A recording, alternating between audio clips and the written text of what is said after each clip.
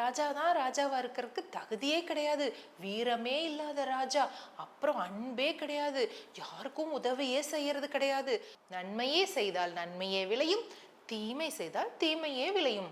இதேதான் ஒரே டயலாக், வேற எதுவும் பேசுறது கிடையாது. என்னடா இது இப்படியே சொல்லிட்டு போயிட்டே இருக்கிறாருன்னு சரி ராஜாக்கும் நல்ல விஷயம் சொல்றாருன்னு அப்படியே விட்டுட்டே இருந்தார். அரண்மனைனா நம்ம வீடு மாதிரி இதோ இந்த கதவு அப்புறம் ரூமு அப்படியா இருக்கும், எவ்வளோ பெருசு இருக்கும். அந்த காம்பவுண்டுக்குள்ள அத்தனை பேர் இருப்பாங்க. அவ்வளோ பெரிய அரண்மனை, நடந்து போறக்கே ரொம்ப தூரம் ஆகும்ல. எனக்கு ஒரு கதை சொல்றீங்களா? குழந்தைங்களே, வணியத்தையின் அன்பான வணக்கம். இன்னைக்கு ஒரு அருமையான கதையோட உங்களை சந்திக்க வந்திருக்கேன். முன்ன ஒரு காலத்துல, ரொம்ப காலத்துக்கு முன்னாடி ஒரு ராஜா இருந்தார். அந்த ராஜாவுடைய அரசவையில ஒரு நாள் ஒரு வயசான பெரியவர், தாடியெல்லாம் நரைச்சு போய் ரொம்ப பெரிய தாத்தா, வயசான தாத்தா ஒரு நாள் வந்தார். கையில என்ன கொண்டு வந்தார் தெரியுமா?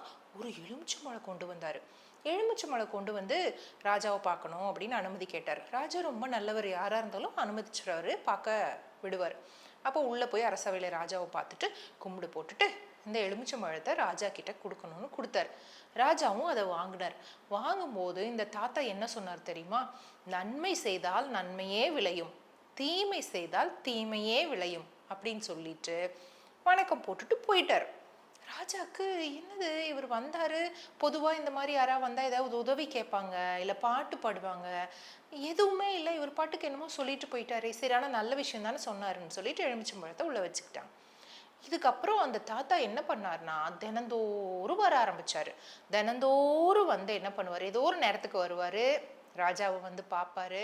வந்து பார்த்துட்டு என்ன பண்ணுவாரு, எலுமிச்சம்பழத்தை கொடுப்பாரு.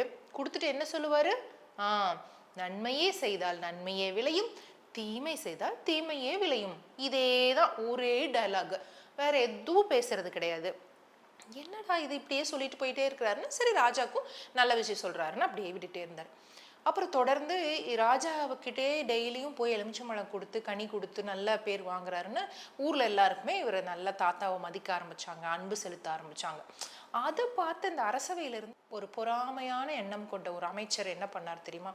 என்ன எப்ப பார்த்தாலும் இந்த தாத்தாவை வந்து உயர்வா நினைக்கிறாரு ராஜா, மக்கள் எல்லாம் வந்து ரொம்ப அன்பு செலுத்துறாங்களே, மரியாதை பண்றாங்களே, என்ன அப்படி என்ன பெரிய தாத்தா அப்படின்னு சொல்லி கொஞ்சம் பொறாமையா திங்க் பண்ண ஆரம்பிச்சார்.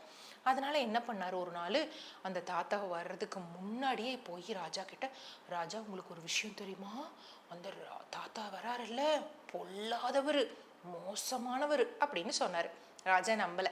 ஏன் இப்படி சொல்றீங்க, அவர் எவ்வளோ நல்லவர், நல்ல விஷயங்கள் சொல்றாரே, அவரை ஏன் நீங்க அப்படி சொல்றீங்கன்னு கேட்டார்.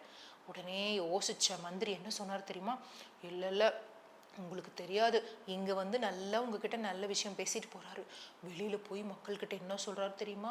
நான் இன்னைக்கு ராஜாவை பார்த்தேன், இந்த ராஜா தான் ராஜாவா இருக்கிறதுக்கு தகுதியே கிடையாது, வீரமே இல்லாத ராஜா, அப்புறம் அன்பே கிடையாது, யாருக்கும் உதவியே செய்யறது கிடையாது, வள்ளல் தன்மைனா என்னன்னே இந்த ராஜாக்கு தெரியாது, நீங்க எதுக்கு இவரை போய் ராஜாவை வச்சிருக்கிறீங்கன்னு சொல்லிட்டு மக்கள் கிட்ட போய் தப்பா சொல்லிட்டு இருக்காரு ராஜான்னு மந்திரி ரொம்ப ஃபுல்லா சொல்லிட்டான், பொய்யா சொல்லிட்டான்.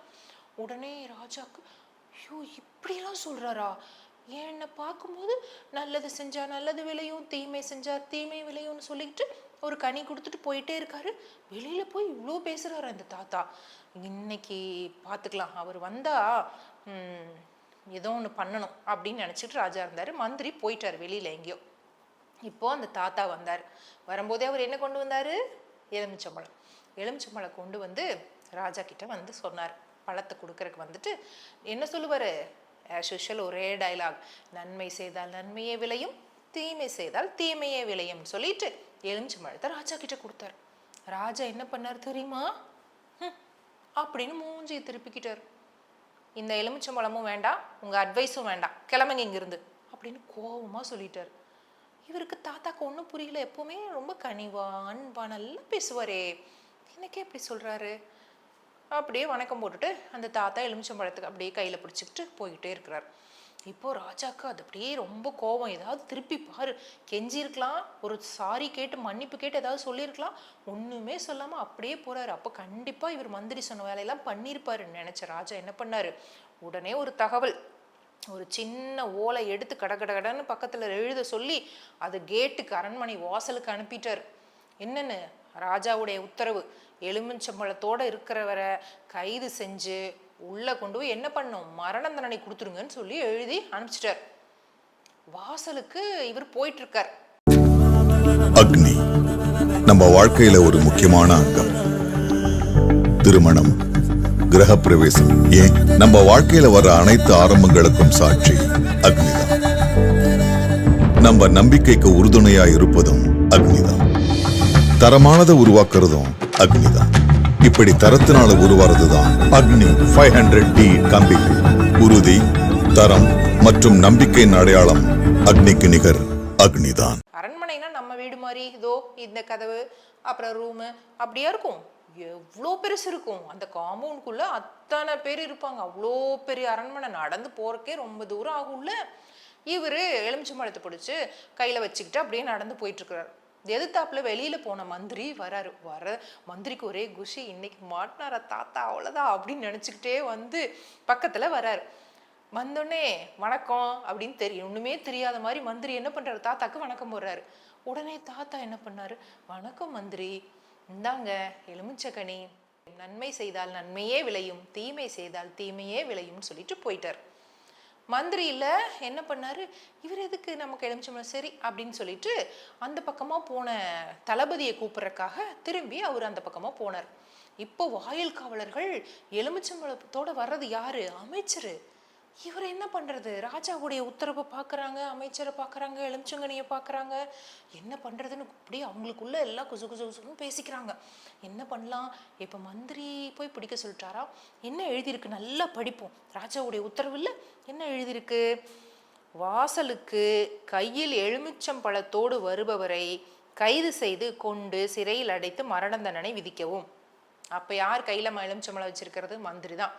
ராஜா உத்தரவு தான், ராஜா தான் முக்கியம், மந்திரியெல்லாம் மேட்டர் இல்லை, அப்புறம் பார்த்துக்கலான்னு சொல்லிட்டு மந்திரியை பிடிச்சி கொண்டு போய் சிறை வச்சு மரண தண்டனை கொடுத்துட்றாங்க. இது எதுவுமே யாருக்கு தெரியாது, தாத்தாக்கு தெரியாது. அடுத்த நாள் வழக்கம் போல ஒரு எலுமிச்சம்பழத்தோட அரசவைக்கு வராரு. வந்து அவரை பார்த்தோன்னே ராஜா எந்திரிச்சிட்டார். என்ன என்ன தாத்தா நீங்கள் எப்படி வந்தீங்க அப்படின்னு. எப்பவும் போலதான் வந்தேன், இந்தாங்க நன்மை செய்தால் நன்மையே விளையும், தீமை செய்தால் தீமையே விளையும்னு எலுமிச்சம்பழத்தை கொடுக்குறாரு. ராஜா வாங்கிட்டாரு. நீங்க நேத்து என்ன பண்ணீங்க அப்படின்னு கேட்டோன்னே, நேத்து நீங்க எலுமிச்சம்பழத்தை வாங்காம ஏதோ கோவத்துல இருந்தீங்களா, நான் அப்படியே திரும்பி போகும்பொழுது மந்திரி வந்தார், இங்க இருப்பாரே, அந்த மந்திரிக்கு கொடுத்துட்டு போயிட்டேன், அந்த மந்திரிக்கு தான் நேத்து எலுமிச்சம்பழம் கொடுத்தேன், அப்படியே வாழ்த்திட்டு போனேன் அப்படின்னு சொன்னோன்னே தான் ராஜாவுக்கு புரிஞ்சுது.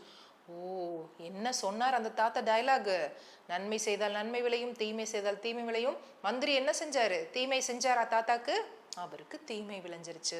இதுதான் இந்த கதையில தெரிஞ்சுக்கக்கூடிய விஷயம். நல்லா இருந்ததா கதை, உங்களுக்கு புரிஞ்சுதா? அப்ப இந்த டயலாக் ஒரு தடவை சொல்லுங்க. நன்மை செய்தால் கரெக்ட், நன்மையே விளையும், தீமை செய்தால் ஆமா, நன்மை தீமைனா என்னன்னு தெரியும் தானே உங்களுக்கு? தெரியலன்னு இன்னைக்கு அம்மா அப்பாட்ட போய் கேட்டு தெரிஞ்சுக்கோங்க. மறுபடியும் நிறைய கதைகளோட மணியத்தை உங்களை சந்திக்க வரேன். நன்றி, வணக்கம்.